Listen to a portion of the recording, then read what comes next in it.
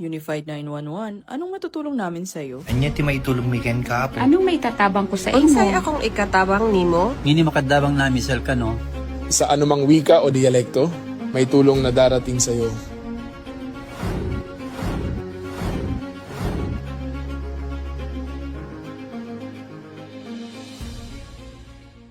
Lilingkod sa bawat Pilipino at magbibigay ng tamang impormasyon para sa tahimik at maayos na Pilipinas. Police News Network, alagad ng batas, tagapagtaguyod ng balitang pulis, sandigan ng mamamayan, patnubay ng katotohanan. La Campo Crame, maghahatid ng pinakahuling kaganapan at nagbabagang balita. Ito ang PNN Police News Network. At ngayon, ang inyong mga tagapagbalita. Magandang araw, Bagong Pilipinas. Kami ang inyong alagad ng batas, tagataguyod ng Balitang Pulis. Police Executive Master Sergeant Renato Robles.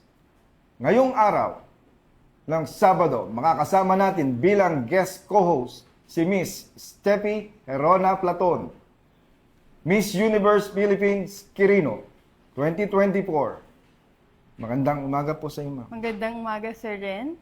Magandang umaga po sa ating lahat.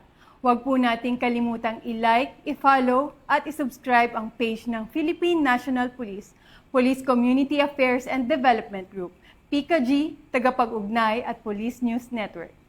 Kami po ay maghahatid sa inyo ng tamang balita, kwento ng pulis at serbisyong para sa mamamayan, at ito ang PNP News Online. Ang pangunahing balita ng Police News Network, alagad ng batas, tagataguyod ng Balitang Pulis.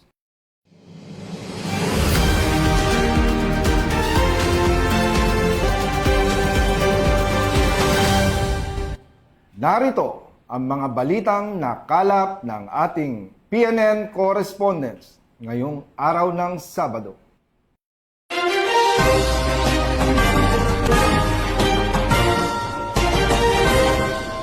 $3.4 milyong halaga ng hinihinalang shabu ang nakumpiska ng mga operatiba ng Philippine National Police Drug Enforcement Group sa isinagawang intelligence-driven buy-bust operation sa Barangay Don Galo, Parañaque City. Ayon kay PNP DEG Director, Police Brigadier General Elmer Ragay, naaresto sa operasyon ang isang 30 anyos na suspect matapos ang matagumpay na transaksyon sa isang pulis na nagpanggap na buyer. Na-recover din ng mga operatiba ang humigit kumulang 500 grams ng hinihinalang shabu. Paiigtingin ang koordinasyon ng law enforcement agencies at ang paggamit ng intelligence-driven operations upang maprotektahan ang mga komunidad laban sa iligal na droga. Aniya, ang ligtas at maayos na pagkakaaresto sa suspect ay patunay ng mataas na antas ng disiplina at profesionalismo ng mga operatiba ng PNP sa kanilang kampanya kontra iligal na droga, alinsunod sa advokasya ng bagong PNP para sa bagong Pilipinas, serbisyong mabilis, tapat at nararamdaman. Mula po dito sa Campo Crame, ako ang inyong PNN correspondent, Patrolwoman Rezalie Umalay, nagbabalita para sa Police News Network, alagad ng batas, tagataguyod ng Balitang Pulis.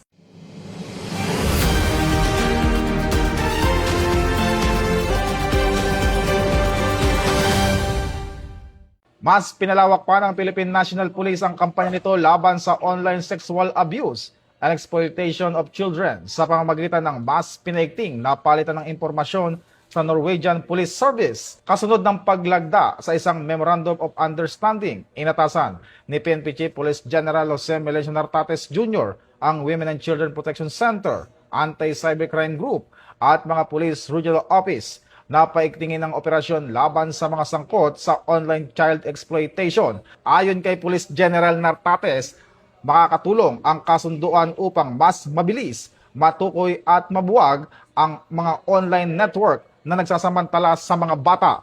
Sinabi naman ng Embahada ng Norway, nakatulong na ang kanilang intelligence information sa pagliligtas ng mga batang biktima at pagkakaaresto ng mga suspects sa Pilipinas at Norway.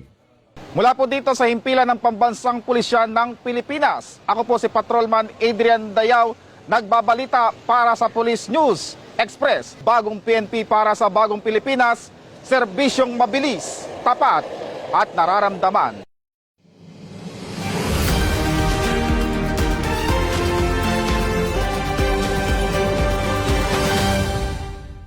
Aabot sa 17.5 milyong halaga ng hinihinalang shabu ang nakumpiska ng mga otoridad sa magkakahiwalay na anti-drug operation sa Negros Island Region bilang bahagi ng pinaigting na kampanya laban sa iligal na droga. Naging matagumpay ang mga operasyon sa pamamagitan ng mahigpit na koordinasyon ng mga regional unit ng Philippine National Police at ng Philippine Drug Enforcement Agency. Ayon sa mga otoridad, ang magkakasunod na operasyon ay nagpapakita ng patuloy at walang humpay na pagpapatupad ng anti-drug campaign sa iba't ibang rehiyon ng bansa. Binigyang diin ng pulisya na hindi lamang sa Metro Manila nakatuon ang kampanya laban sa iligal na droga, kundi maging sa mga lalawigan upang maprotektahan ang mga lokal na komunidad at mapigilan ang pagkalat ng ipinagbabawal na gamot sa buong bansa. Alinsunod sa advokasya ng bagong PNP para sa bagong Pilipinas. Serbisyong mabilis, tapat at nararamdaman. Mula po dito sa Campo Crame, ako ang inyong PNN correspondent, Patrolwoman Resalie Umalay, nagbabalita para sa Police News Network, alagad ng batas, tagataguyod ng Balitang Pulis.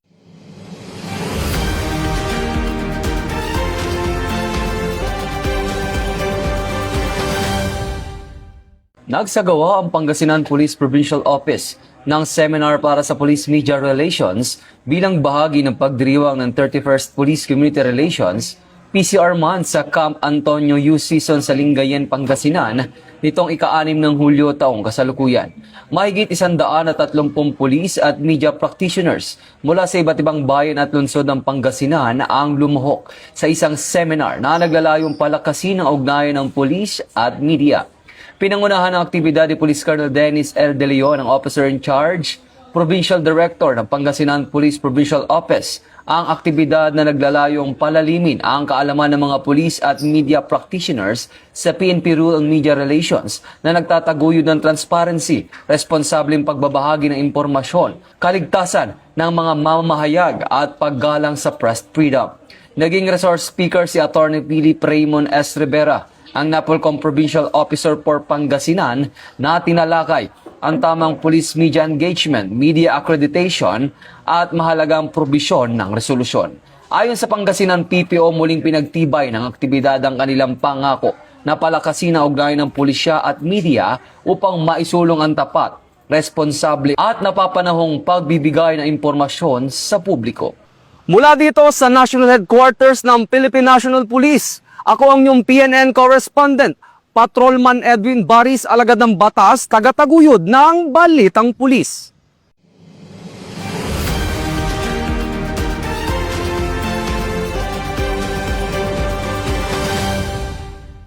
Nagtala ang Police Regional Office Mimaropa ng 48.63% pagbaba ng focus crimes sa unang 2 buwan ng pamumuno ni Police Brigadier General Christopher De La Cruz, Regional Director.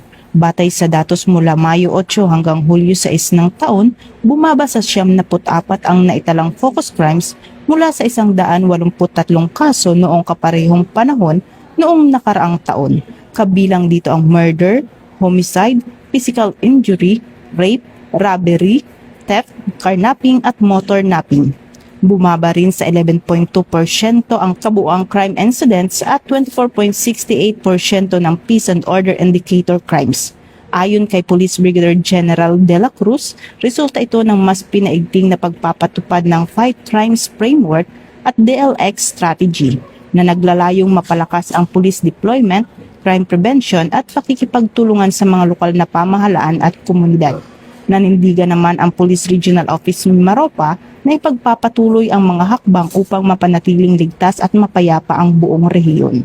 Mula dito sa Campo Crame, ako ang inyong PNN correspondent, Patrolwoman Dara Palogme, alagad ng batas, tagataguyod ng Balitang Pulis.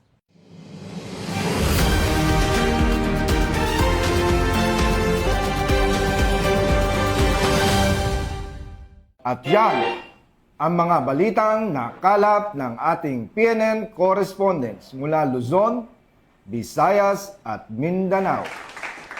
Para sa mas malawak at mabilis na ulat ng mga balita, i-like, follow and share kami sa aming Facebook account ng Police News Network at sa Twitter account para sa mga real-time updates at YouTube channel para sa mga live stream at replays.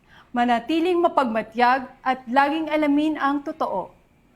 Sa ngalan ng pamunuan ng Philippine National Police sa pangunguna ni Chief PNP Police General Jose Melencio Nartates Jr. at sa pamumuno ni President Ferdinand Bongbong Marcos Jr., kami ay maglilingkod sa bawat Pilipino at magbibigay ng tama at balanseng balita. Bago po tayo magtapos, muling nagpapaalala ang pambansang pulisya kaugnay sa nalalapit na parliamentary election sa Bangsamoro Autonomous Region in Muslim Mindanao.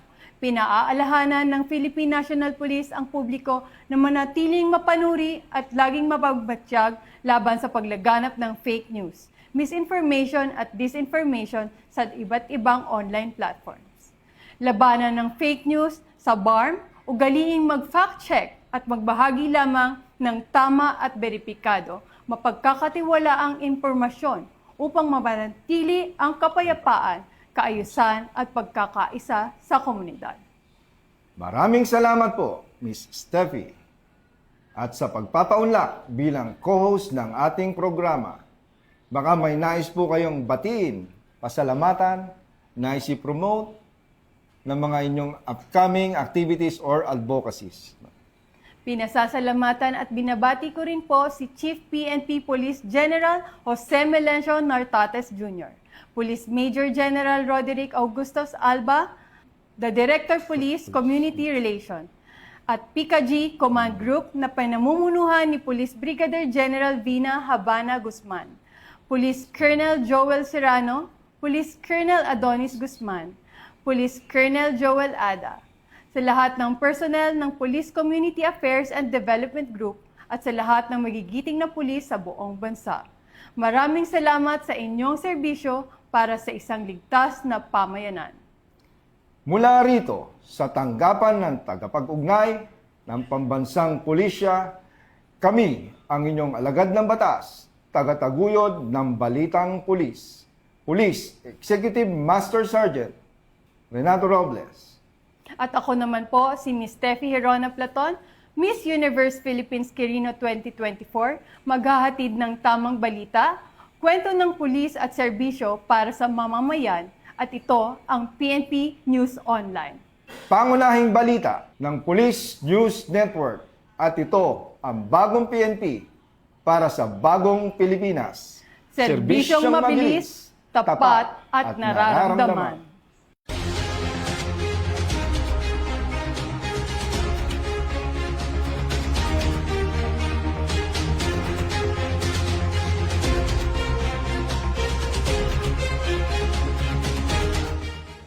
Police News Network, alagad ng batas, tagapagtaguyod ng balitang pulis.